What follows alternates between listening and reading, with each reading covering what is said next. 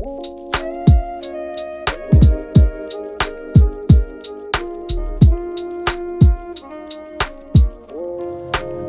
welcome to the Talk Spot. This is Marcus, and today I'm joined by retired detective Rich Wistocki. Can you talk to us a little bit about your background and some of the work that you do? Sure. So I've been a police officer for 30 years. I started in 1989 when I graduated from college in my hometown of Summit, Illinois, which is right outside of Chicago. I grew up there, and I got tired of arresting all my friends I grew up with. So I decided I needed a change. So I went to the Naperville, Illinois Police Department, which is about 25 miles west of Chicago. We were the fourth largest city in the state of Illinois, about 185,000 people. We had about 180 police officers. So I spent 4.5 years in patrol. And then in 1995, I went into juvenile investigations, where in 1997, 2 years after that, I was also a SWAT sniper. I went into SWAT operations in 1995 as well. Then in 1997, we had a guy come from Brentwood, Tennessee, travel all the way up to Naperville, pick a 13-year-old up at the corner of her block, took her to her hotel, and proceeded to rape her. Thank God he didn't kill her, let her go back home. When she went back home, she told her parents what happened, and they met on this thing called America Online. Have you ever heard of it? Yeah, I have heard of that. AOL. AOL, yeah. Some cops that I teach, they have never heard of AOL. So I was like, that's ready to retire. So what happened was we took over her account. We became her, and we didn't know anything about internet crime or internet predators or things like that. But he picked her up in a chat room. And we took over his account, and 6 months later, he wanted to do it again. So this time he met us, and that was the start of our internet crimes department in our police department. We were one of the first in Illinois, first in the country actually, to have that. Well, what happened then in 2000? So we started doing a lot of these things, doing undercover stings and helping other law enforcement agencies. We were traveling all over the Midwest, helping other people with their cases as well. And then the Department of Justice created in 2000 something called the Internet Crimes Against Children Task Force, also known as the ICAC. So currently today, there are 61 ICACs throughout the United States. There are 5,000 people like myself who investigate computer crime. And our job is divided up into two sections. One section is the ICAC Computer Crimes Investigator, and the other section is the ICAC Computer Forensic Examiners. So there are very, very two different hats that we wear, and half of us are investigators and half of us are forensic examiners that go into computers and cell phones and find the evidence for the investigators. So we started teaching in our schools, and we started teaching kids how predators would get to kids through their social media or through chat rooms or through gaming online. And then we would train parents how to watch their kids on their devices, because parents suffer from a disease. This disease is called the Nmk Syndrome. And what that means is they suffer from a disease when they start to say, not my kid. When they say, not my kid, those are the kids we have to watch, because parents think about, my kid would never do that. I know my kid so well. Well, it's not that they have bad kids, is that their kids will meet someone that will manipulate them. So let me give you an example. I have parents walking around this God's green earth that say to themselves, I would never buy my 8-year-old a cell phone. Never. They're way too young. I would never buy her a cell phone. She only has an iPad. And you look at this parent and you're thinking about, how dumb are you? Because every app I can put in an iPhone, I can put in an iPad. And if a predator knows that they can get to a kid on an iPad, they know the parents ain't checking. It's an easy target. The average internet predator can have up to 250 victims in their lifetime. 250 victims. So if they're doing something to a child that I am dealing with in one of my cases, they're doing it to 20, 30 other kids all at the same time.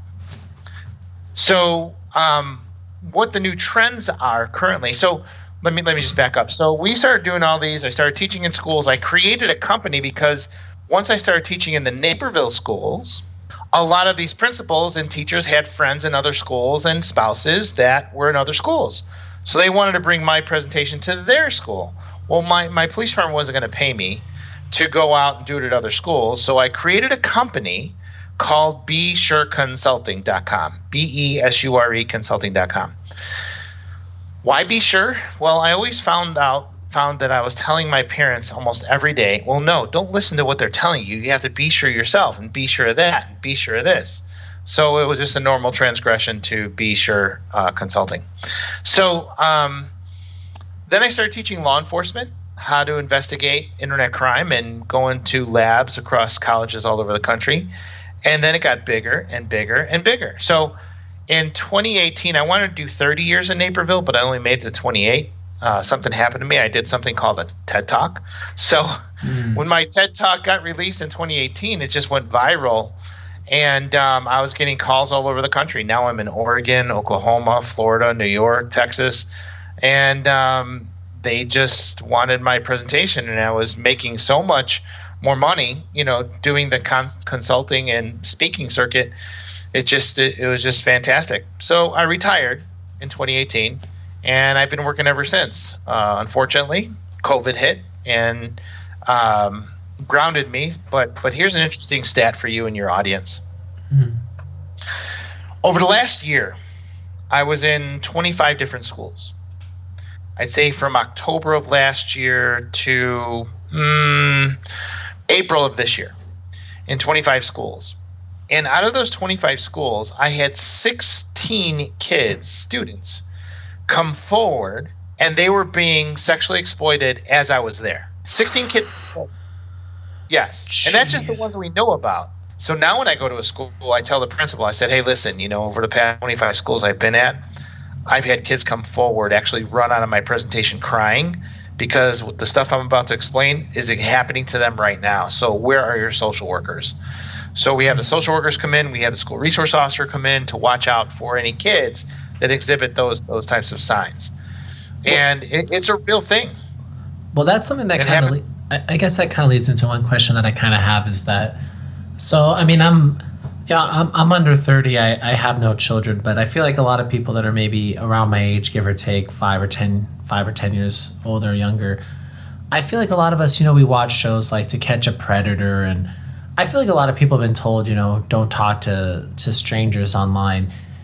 And I feel like the concept in my mind of 14 years old meeting with some random guy they meet online, like in my mind, that sounds like, it's like, what? Like you would do that? That's akin to, that's even worse than meeting some random guy that's driving by you in a white van saying, oh, hey, do you want to come in here and get candy? But I feel like, I guess if you wouldn't mind, would you mind maybe illuminating a little bit of maybe the way that maybe my mindset might be a little bit antiquated in the sense of, I'm sure a lot of these predators and people committing these predatory actions, it's not always that they're just asking to meet up with the kids, right? Like I'm sure a lot of the predatory action doesn't actually involve any physical meeting, right? I would say the serious predators, it does go that way. So what happens is, let me just back up a second. So what you're describing is actually predators meeting with kids. So kids these days are being exploited in another manner called sextortion. Okay, sextortion is blackmail for kids. Now this is how it happens. Let's say you're a 12-year-old girl or 12-year-old boy, and you're playing in Minecraft. Familiar with Minecraft? Oh yeah.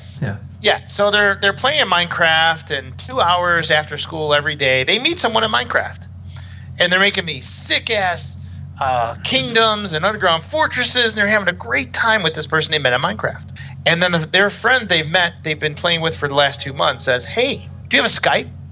Hey, do you have a WhatsApp? Hey, do you have a Kik? Let's go there and talk." So the first red flag I tell my kids in school is that if someone takes you off your gaming platform to go to private chat, they are not who they say they are. Because if they had something to say, why not say it on the game, right? So what happens is the National Center of Missing and Exploited Children works with every single gaming platform in the United States, cloud service in the United States, social network in the United States, okay?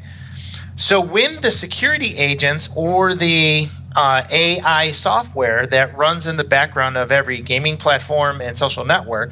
If it picks up on grooming type of talk, it flags that account. That Snapchat, Instagram, Facebook, Twitter will send it to the National Center of Missing Exploited Children with all the IPs, emails, and phone numbers, and they will do something called a cyber tip. This cyber tip then is investigated at the National Center, and they will look at which ICAC member lives closest to that jurisdiction, and we get it assigned to us as a case. You see, predators know this. So if they can get the kid off of the gaming platform or the social network into private chat, they know that they can have a frank discussion with that child without anybody recognizing it. So when you say private chat, yeah, I mean, so I guess are we talking then? Are we talking about like a Kik or Snapchat where they can send direct messages? Or Skype, like we're in a private chat right now, right? So okay. Yeah. So or a WhatsApp, Skype, Kik, they can have private messages in between, then share pictures and videos. Now in the gaming world, this happens on Discord. Are you familiar with Discord? I've heard of Discord, but I don't exactly know what it means. So Discord is for gamers who play these games, Fortnite, Call of Duty, Minecraft, Roblox, and there's a chat platform there. They can send pictures, videos, all kinds of stuff on there. So this is where that grooming process starts. So what I tell my kids, if someone takes you off your gaming platform and go to private chat, they're not who they say they are. Step 2. They go to WhatsApp, they go to Kik, they go to private messaging, and the person will say to the victim and say, hey, we've been friends for so long, 2 months, so long, do you want to see what I really look like? And you're like, sure, I don't care. And then that person will send 2 naked pictures or videos of themselves or videos that they got from someone else, but they want my victim to think it's really them. So at that junction... Oh, sorry. Go ahead. I was going to say, at this junction, how many of the predators begin to fail at this point? Because I feel like I guess I'm just trying to think of the process. So, you're playing whatever game it may be, Minecraft or Fall Guys or whatever it may be. You're playing that with a minor. Then eventually say, hey, let's go on to the Discord. But you're a minor. You're playing as a minor, as the predator. Oh, yeah. So, I mean, like, I understand, like, you get to the Discord aspect, then you say, okay, let's see what each other looks like, right? Yeah. And I feel like once you get to the point where it's explicit photos, I mean, isn't that the point where a lot of the predators would begin to, like, wouldn't that be the point where the kids would probably tell their parents, like, hey, I just got this photo? Oh, no. It's all about having good friends and having pictures that they don't want anybody to see. It's all about having a separate life. It's all about me being an adult, and doing adult things, and it makes me feel good. Because this person, when I engage, it doesn't happen one day after the next. This is happening over 3 or 4 weeks. This is happening over 2 months. This is happening over 6 months before this happens. And it's a grooming process. So if you're a 14-year-old girl, right? Maybe you don't have a boyfriend. Maybe your parents are really strict. The biggest mistake parents make is when they allow their children to charge their devices in their rooms at night. That's when the victimization happens. Because the parents are sleeping, the house is quiet, inhibitions are lowered. They don't have to talk. They don't have to say anything. It's typing, reading, and performing. And it's quiet. And this is when young girls and boys, they get victimized. So then let me just continue with the step 2. Okay. So then what happens is they send them that, and your victim is like, oh, is that how it is? The common denominator in every single sextortion case I've ever investigated. Now, I've arrested over 100 sextortionists. This next tagline, and I ask kids in school, how many of you were ever sent the text after someone sent pictures to you? Now, you owe me 1 pic. And I'll get 30 kids raising their hands. When someone types to the child, you owe me 1 pic, and that's the common denominator of all sextortion cases. If we're not talking to our kids and having that conversation with them, they think, oh, well, I guess there's some internet law that I have to reciprocate with that same type of picture. And let's say they give them a little boob shot, right? They flip their shirt off, they take a picture of their boobs because they gave pictures of their junk or boobs or whatever. 3 days later, that friend they were playing with for so long, 2 months, so long, says, hey, how do you like your new Instagram account with your name on it I made for you? Here's a picture of you flashing your boobs and your name on it and where you live. And here's a list of all your Instagram and Snapchat followers. Everybody's going to see your new Instagram account I made for you if you don't make me videos every week. And now your victim's like, oh my God, this isn't what I thought it was. I got to go tell my parents. But if the parents, their technology talk with their kids is like, if you ever do anything like that, if you get personal information, personal pictures, you're going to be grounded. I'm taking your phone away. You're not going to see the light of day. Is that kid going to come to their parents for help? Probably not. Absolutely not. And predators know that. So I've been doing a lot of work over the past 10 years with the Thorn organization. Are you familiar with Thorn? No, I'm not. Okay, the website is wearethorn.org. It's owned by Ashton Kutcher and Demi Moore. Oh, okay. Oh, is that? Oh, then I think I know Ashton Kutcher does work in that. Yeah. So Ashton is a brilliant technologist. Brilliant. And so I have presented with some of his people. And I encourage you to look up the 2016 sextortion study. Well, what the sextortion study says is that they interviewed over 1,500 kids who were sextorted. And 60% of the suspects who do sextortion, 60% is someone that victim went to school with or knows. Okay, so then that leads me to one point I was thinking too, is that so with a lot of these predators and these people committing these predatory acts, are they all these creepy, weird looking dudes they're living in their mom's basement type of look, or a lot of them, are they peers? Are they a couple years older? I mean, what are these people? Do these people all look like sick freaks, or do a lot of them look like normal-ish people when they're out and about? I have arrested sextortionists anywhere from 13 years of age until 80. Wow. And 60% of them are juveniles, are kids that the victim went to school with, that they know. 60% of the suspects. Yeah. 40% of them are someone they met on a social network or gaming platform. So here's the problem where kids get victimized. I want to break it down for you. Two things. So we have 4th and 5th graders, right? 4th and 5th graders are anywhere from 9 to 11 years old. And what they do is they go to their parents and they say, I want a Snapchat because all my friends have a Snapchat and a TikTok. Why can't I have one? You let my older brother and sister have one. Why can't I have one? It's not fair. Well, parents give in, and my kid would never do that, not my kid type of thing, and say, okay, sweetie. And then we want to give our kids everything they want, right? And we don't want to give them left out. But here's what happens. You have to be 13 years of age in order to have a TikTok, an Instagram, a Snapchat account. So let's face it, our kids in school today are not the best mathematicians, usually because of core math. But anyways, what happens is when they go and put their date of birth in there, and they have to be 13. Let's see, I was born in 2009. Do I go up with my date of birth? Do I go down Oh, heck with it. I'm just going to round up to 2000 because I don't want to figure it out, right? So I asked kids in school, how many of you did not want to figure it out, and you put 2000 as your date of birth? And I'll have 3/4 of them raising their hands. So when they put the date of birth of 2000, how old are they today? 20 or 19 or 20. Yes. So now I have a bunch of 9, 10, 11-year-olds posing as 20-year-olds. Who's going to talk to them? Adults. Who's going to send them inappropriate pictures and videos? Adults. Who's going to ask them for pictures and videos? Adults, because they're 20.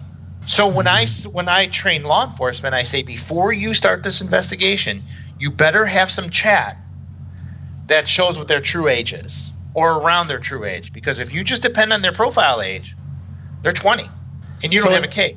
So in that situation, let's say there is a guy that he's playing whatever game, like he's playing Call of Duty, and he's playing with a 10-year-old, but that's posing as a 20-year-old. And let's say if he begins to try to get flirtatious or ask for photos, and then if she says no or says something like, I'm actually I'm actually 10 years old. If he ends the conversation right there, never responds to her, blocks her right there, has he committed a crime that can land him in jail once he finds out her age? No. So the real issue that it kind of sounds like what's happening, and I'm sure a lot of these guys are kind of skirting the laws, that they might realize, okay, this girl is this age if if it was whatever said on a Discord, but from his standpoint, if we're talking about from this gaming server, whatever it may be, he might say, well, she said she was born in, March 10th of 2000. And this is where we do forensics on the machines that they use, so we can get that chat back that says, oh, I go to this middle school, or I go to this elementary school, or I'm only in 8th grade, or I'm only that. So we have to find that, before we do the case, we have to find that chat that shows that they knew how old she was. So here's the flip of the coin now. Parents not only are responsible for their kids' food, clothing, shelter, and education, they are also responsible for their technology as well. Now, I don't care if they cut grass all summer, babysat all winter, to buy their new iPhone 11 with their own money. They don't own it. The parent is responsible for the child all the way up until they're 18. Okay? No matter, I don't care if grandma, grandpa, nana, nonu, tia, tiu bought them that device for Christmas, they don't own it. The parents allow them to have it. Children own nothing until they're 18 by law. The second thing about that, and it's all because the frontal cortex of their brains, their decision-making part of their brain, can't handle what goes on social media. So as adults, as their parents, as their guardians, we need to take responsibility for their actions. The second thing involved in that is that there's no such thing as privacy for children. So when my kids are using my device that I allow them to use, if they tell me, if I see them involved in a heated conversation on their device, like they're going back and forth, I'm like, hey, who is that you're talking to that you're so involved? No one, Dad, it's private. Oh, hell no. That phone is mine. And if I don't get that phone, guess what? It's going for a swim and you're going to flip phone. Parents have this false sense of it's her phone and it's private. Hell no, because our kids are being manipulated. And I don't know if you ever saw a Social Dilemma, but our kids are being manipulated by not only the social networks, but they're being manipulated by predators on their gaming platforms and their social networks. So this is why there's no such thing as privacy for children, and that parents are responsible for what their kid does. And if we don't have that, and parents allow their kids to charge their devices in their rooms at night, and instead of taking them away, bedrooms are for sleeping, you will have victims all over the place like I have. So when it comes to the predators, I mean, I know that you mentioned that you've busted like so many of them, and you've been involved in operations to bust these people. Mm-hmm. Just in a general sense, like what are the prison sentences that these people get? Like just roughly, like how long did these people go to?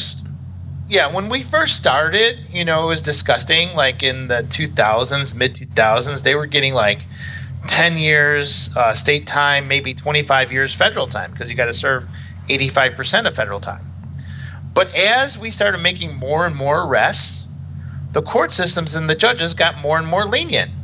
And now when a predator meets with a kid, it's like, okay, yeah, we've seen that before. Sex offender, rest of your life, and 1 year probation. They hardly get any jail time now. Oh my gosh! Unless they've had sexual encounters with a child, then it's a whole different story. So I live in the state of California, and I'm sure that you heard about a law that we passed within the last month or two about this consent thing. Have you heard about that? Where you can go down? So ridiculous. It's just so ridiculous. So in the state of California, let's say theoretically, I don't know, a 19-year-old boy meets up with a 10-year-old girl. From your understanding of the law, what kind of punishment is that? Even if the two of them actually, well, it's not consensual because she's a minor. So if he rapes her, but that's it. The law doesn't account for that.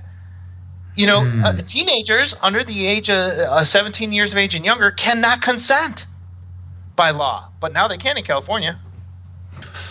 So now that person, well, what would be the punishment if you did have that 19-year-old and a 10-year-old girl? I don't think anything. I don't even think they would take the case as long as it was consensual.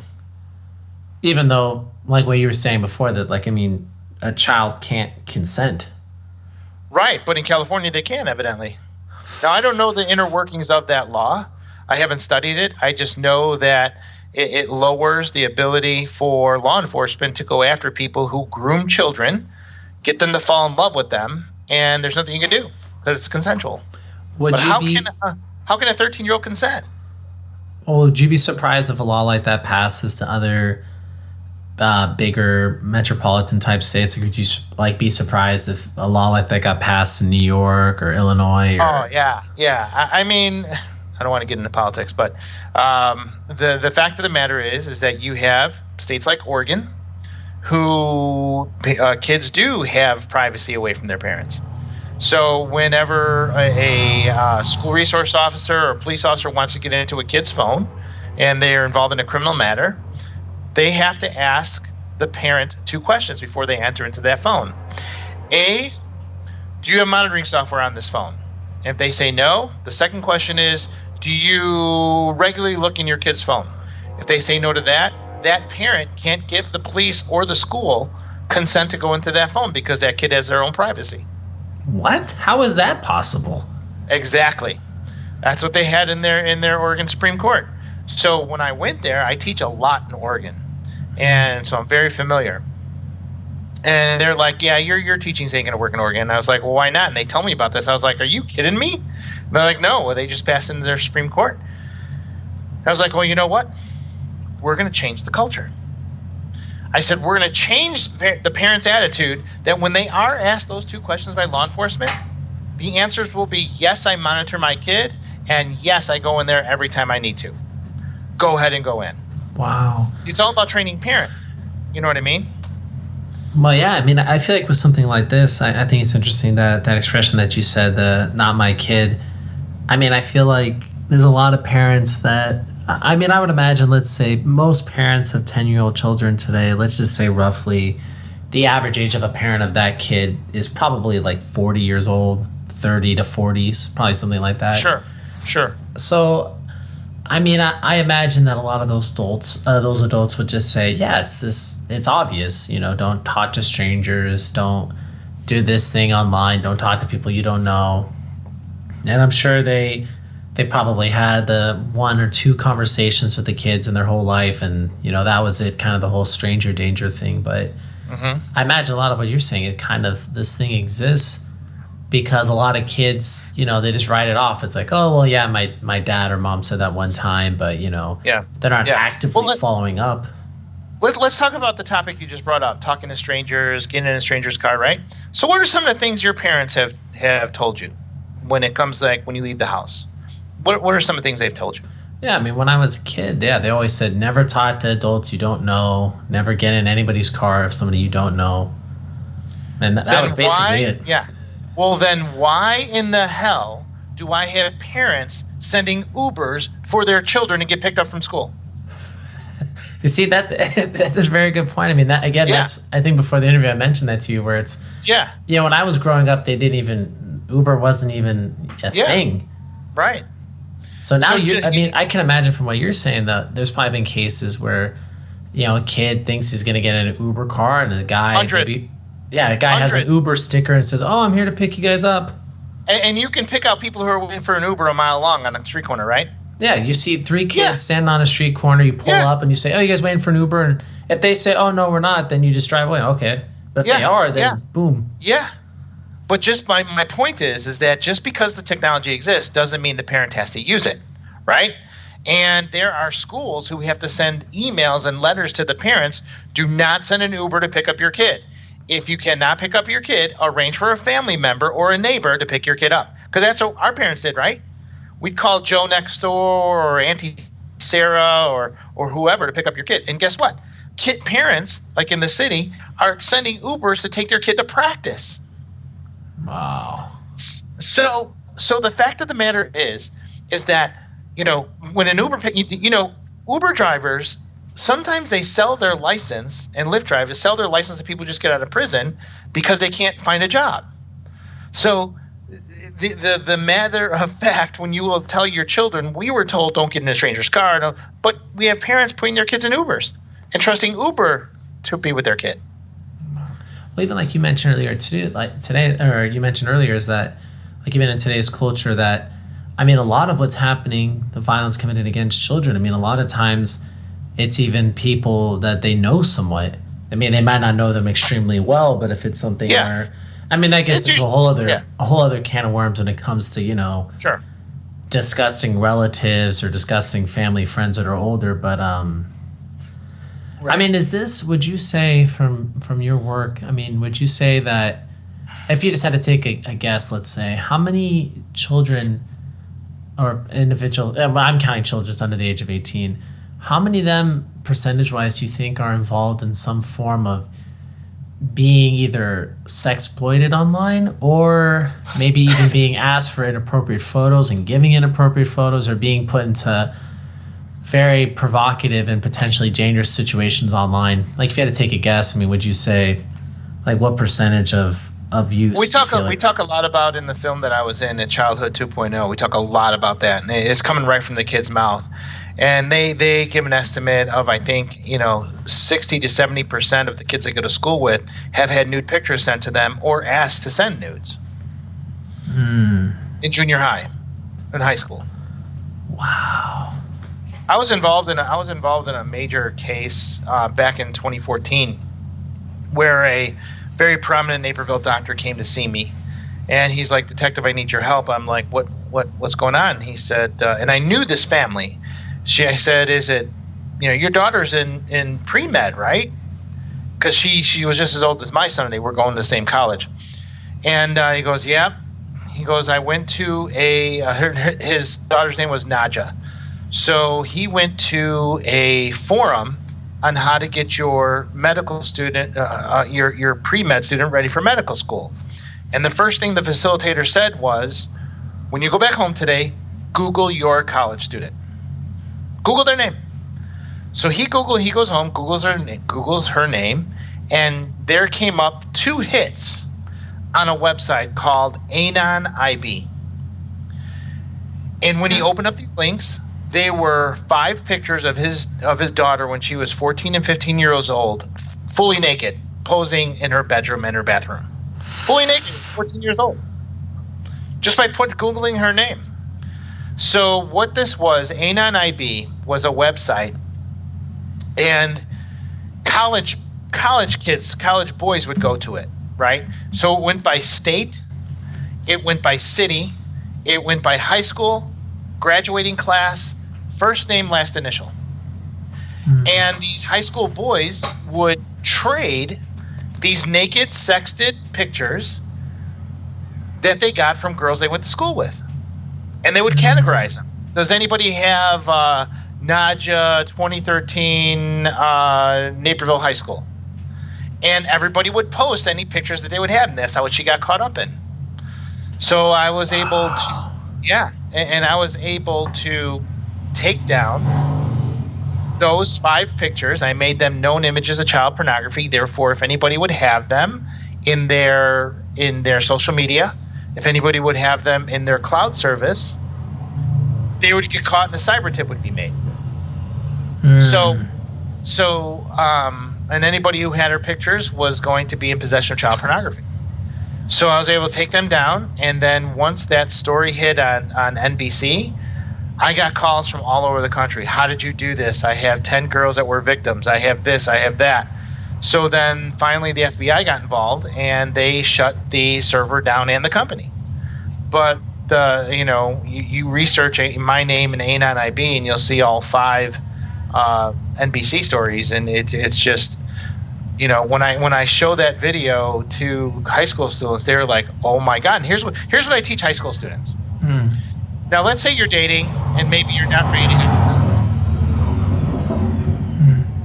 You're not ready to have sex yet, but your boyfriend or your girlfriend tells you like, "Hey, I know you don't want to have sex yet, but you got to give me a little something, something, or else I'm out." So they feel pressure to give those nudes to their significant other.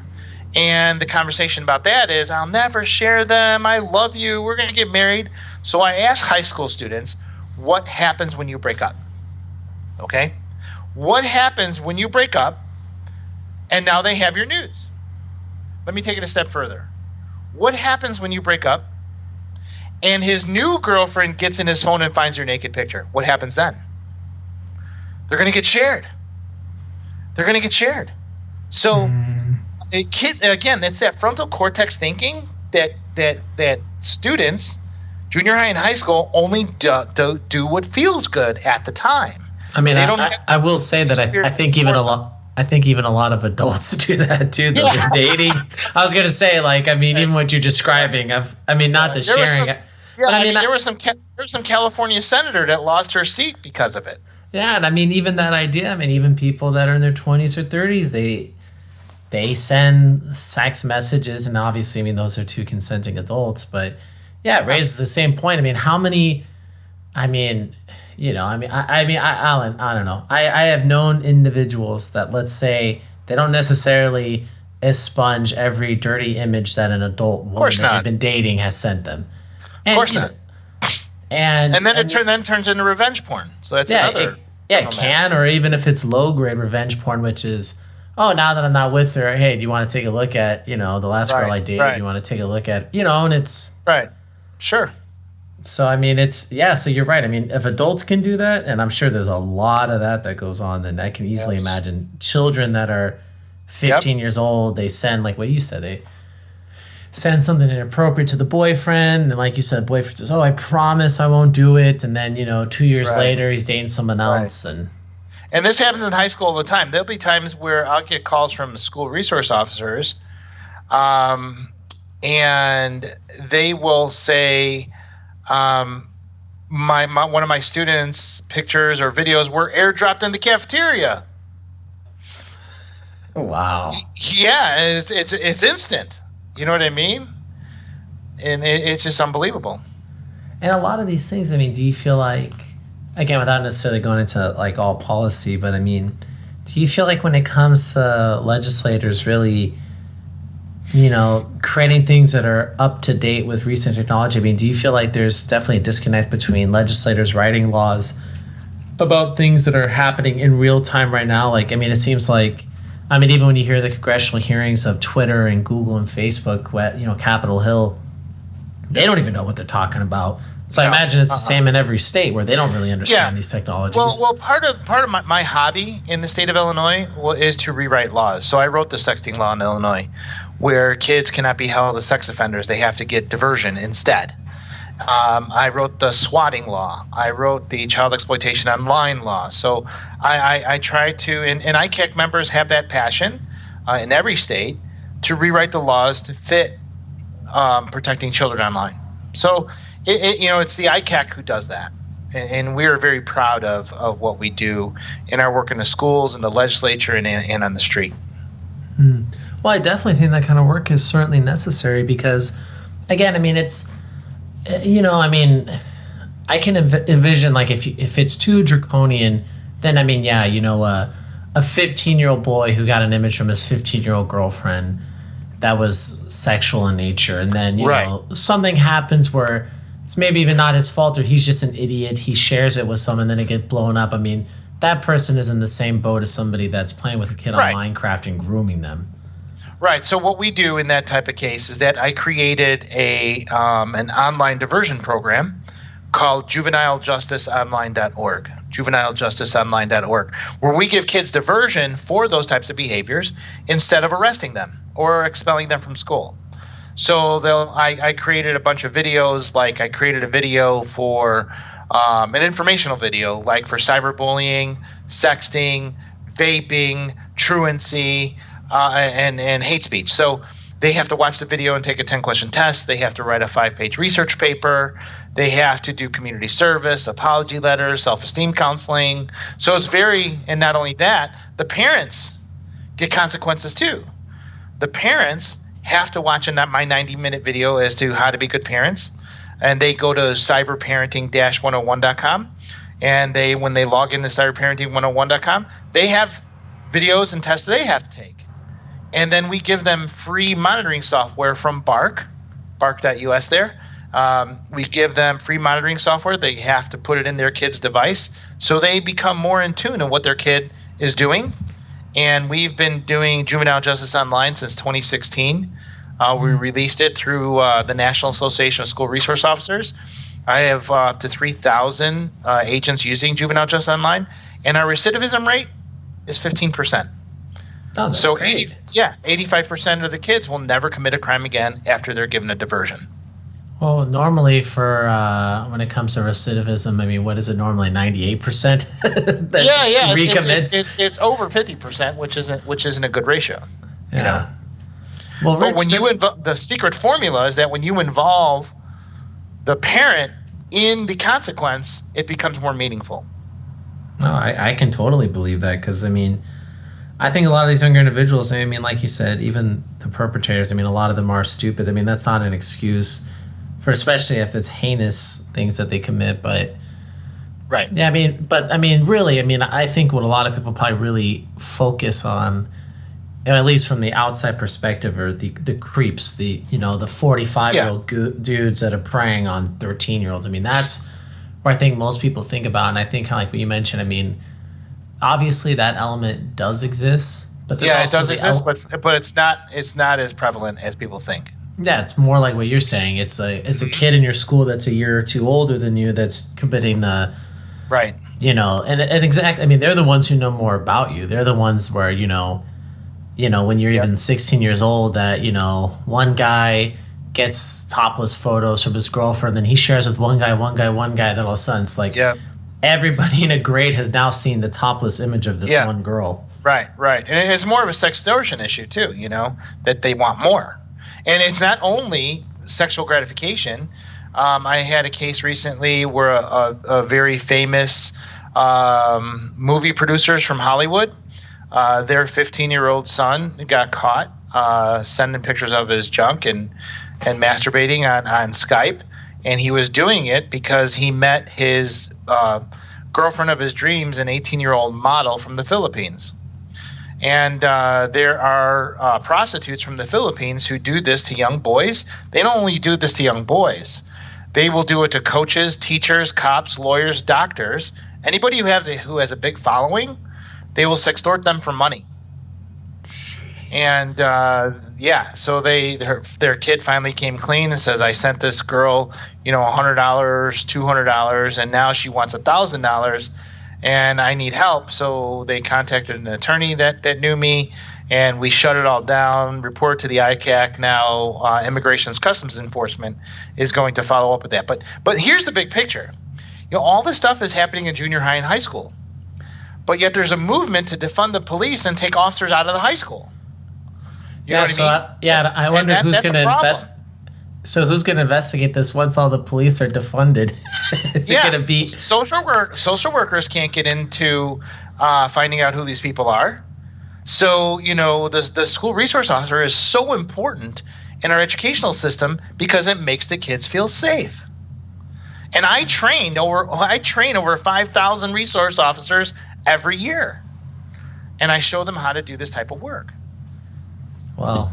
Yeah, I agree with you. I mean, I've had numerous conversations with friends when people say, oh, okay, we want to defund the police. Well, it's like, okay, if you want to defund the police, then who's going to be the investigators of rapists and, people like that? I mean, are we going to have someone with a notepad knock on someone's door?